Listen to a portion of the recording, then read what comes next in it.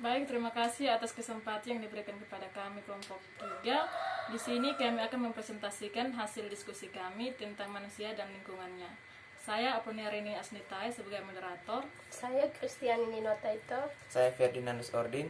Saya Goreng Cianis. A. Ilmu lingkungan.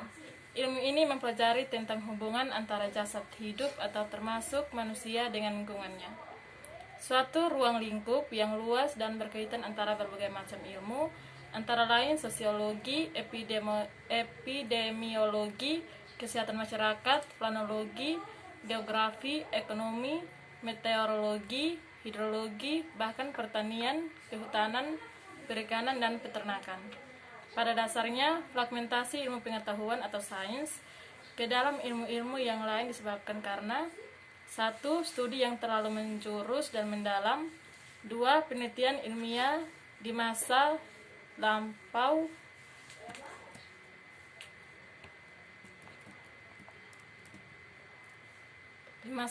Sering dipusatkan pada kejadian yang sangat khas. 3. Pada penguraian situasi yang selalu terpisah-pisah. 4. Pada gejala yang saling terikat antara satu dengan yang lain.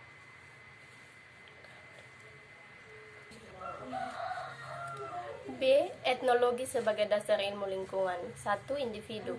Individu ialah suatu satuan struktur yang membangun suatu kehidupan dalam bentuk makhluk. Contoh, peristiwa yang akan terjadi terlihat pada dunia hewan, misalnya Volvox. Volvox merupakan hewan yang bersel satu. Hewan ini hidup berkelompok atau berkoloni. Kepadatan populasi adalah hubungan jumlah individu tiap. Perubahan kepadatan populasi disebabkan oleh 1. Mortalitas atau angka kematian. 2. Natalitas atau angka kelahiran. 3. Imigrasi atau perpindahan. 2. Populasi. Populasi dapat dikatakan sebagai kumpulan individu suatu spesies makhluk hidup yang sama. Contohnya, biawak atau Varanus salvator, sejenis reptilian, atau dijumpai secara tersebar di seluruh kumpulan Indonesia. Cara menentukan batasan populasi yang lebih baik didasarkan pada pengaruh atau individu yang lain dalam suatu populasi. Oleh sebab itu, populasi dipandang sebagai sistem yang dinamis, maka populasi adalah kumpulan individu sebuah spesies yang mempunyai potensi untuk berbiak saling antar satu individu dengan individu yang lain. Kepadatan populasi yang tinggi akan menimbulkan persaingan atau kompetisi yang dapat menimbulkan 2 akibat, yaitu 1. Dalam jangka waktu yang singkat akan menimbulkan akibat atau efek ekologi. 2. Dalam jangka waktu yang panjang akan menimbulkan akibat evolusi. Dalam jangka waktu yang singkat, akibat ekologi berupa A. Kelahiran, kelangsungan hidup, dan pertumbuhan populasi yang boleh jadi tertekan. B. Pemindahan atau emigrasi, populasi yang mungkin meningkat. Efek dari evolusi atau persaingan yang dapat menyebabkan perubahan. 1. Adanya perebutan makanan atau hukum alam. 2. Siapa yang menang, dialah yang meneruskan generasi.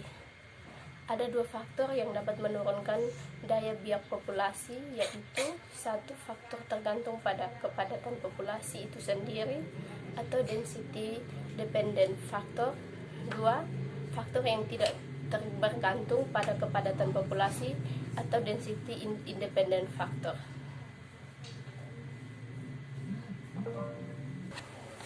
Yang ketiga, komunitas. Komunitas adalah beberapa kelompok makhluk hidup bersama-sama dalam suatu tempat yang bersamaan. Contoh populasi semut, kutu daun, dan pohon tempat mereka tinggal membentuk suatu komunitas. Margalef 1958 mengemukakan bahwa untuk menentukan keanekaragaman itu dalam organisasi komunitas perlu dipelajari aspek keanekaragaman dalam organisasi komunitasnya. Misalnya, 1. Mengalokasikan individu populasinya ke dalam spesiesnya. 2. Menentukan spesies tersebut ke dalam habitat atau niche-nya. Yang ketiga, menentukan kepadatan relatifnya dalam habitat tersebut.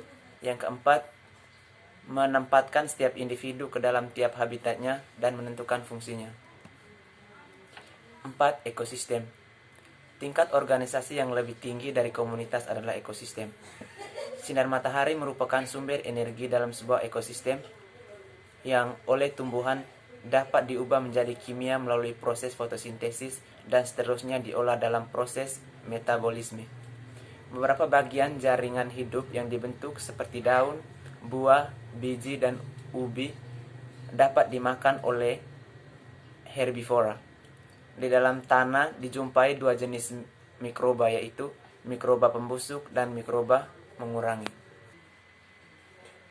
C. Pengaruh manusia dan dalam lingkungan.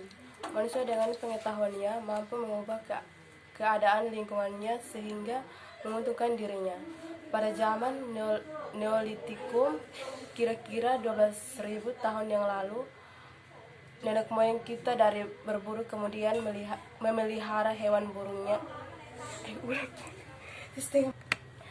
Kira-kira 12.000 tahun yang lalu, nenek moyang kita dari berburu kemudian memeliharanya hewan buruannya. Dari manusia berburu berubah menjadi manusia pemelihara, dari manusia nomadis berubah menjadi menetap. 1. Lingkungan hidup yang diharapkan manusia. 2. Macam sumber daya alam. 3. Konservasi sumber daya alam. Masalah utama dari penggunaan dan pengontrolan air antara lain. 1. Menyimpan air sampai kita gunakan. 2. Mengangkutnya sampai ke tempat manusia memerlukannya. 3. Mencegah menumpuknya atau melenyapnya air pada suatu tempat yang sangat membahayakan manusia dan makhluk lain. 4. Pertumbuhan penduduk dan sumber daya alam. 5. Macam polusi dan bahayanya. Baik, sekian materi dari kami. Sekian dan terima kasih.